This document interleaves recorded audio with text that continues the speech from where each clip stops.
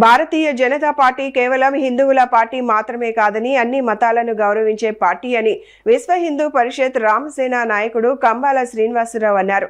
జగ్గంపేట సమీపంలోని రామయ్యపాలెం గ్రామంలో నిర్వహించిన పట్టు చీరల పంపిణీ కార్యక్రమంలో ఆయన ఈ వ్యాఖ్యలు చేశారు. కాకినాడ జిల్లా గండెపల్లి మండలం రామయ్యపాలెం గ్రామంలో శ్రావణ మాసాన్ని పురస్కరించుకొని గురువారం కంబాల పట్టు చీర కానుక వనితల వేడుక కార్యక్రమాన్ని నిర్వహించారు.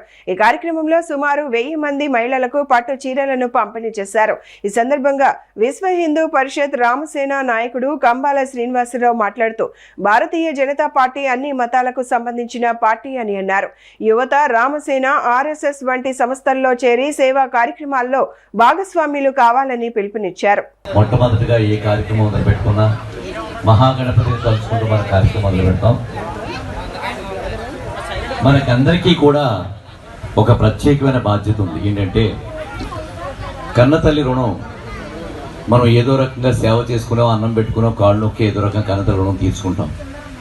మనం తీర్చుకోలేని రుణం ఏదైనా ఉందనంటే భూమాత. ఆది లక్ష్మీదేవి అమ్మవారి సమేత ఆది భూవరాహస్వామిగా మన హిందూ సాంప్రదాయంలో తల్లిగా తండ్రిగా భూమాతను తల్లిగా చెప్పుకుంటే ఆది వరాహస్వామి వారి ముట్టి మీద కూర్చోబెట్టి అమ్మవారిని లక్ష్మీదేవి సమేతుడే ప్రకాశిస్తూ ఉంటాడు. అంత అందమైన అద్భుతమైన స్వరూపం అది.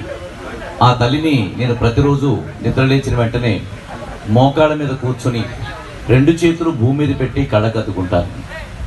ఇది మనం ప్రతి ఒక్కరూ చేయవలసిన పని. ఇంతకన్నా పవిత్రమైన పని ఏంటంటే భారతమాత. మనం ఎప్పుడో కానీ భారత్ మాతకు జై అనే మాటని ఎక్కువగా ఉపయోగించాం. ఇలాంటి సందర్భాలు ఎప్పుడైనా వచ్చినప్పుడైనా మన దేశభక్తి మనల్ని కాపాడుకునే ఈ దేశం మనమే దేశమే కానీ లేకపోయినట్టయితే మనందరూ కూడా అనేక మతాల వాళ్ళు, జాతుల వాళ్ళు వచ్చి మన మీద పడి హింసించి నానాబాధలు పెట్టే ఈ సందర్భం నుంచి మనల్ని కాపాడుకున్న వ్యవస్థ మన దేశం భారతమాత. చాగంటి కోటేశ్వర చెప్పినట్టుగా మన భారతమాత అమ్మవారిని చూసి మనం ఎంత మురిసిపోతామో.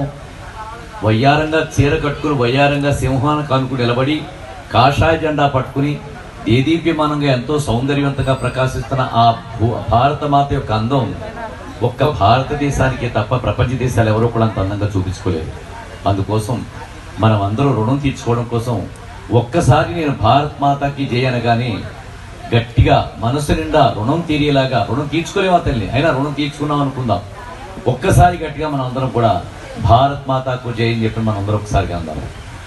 భారత్ మాతాకి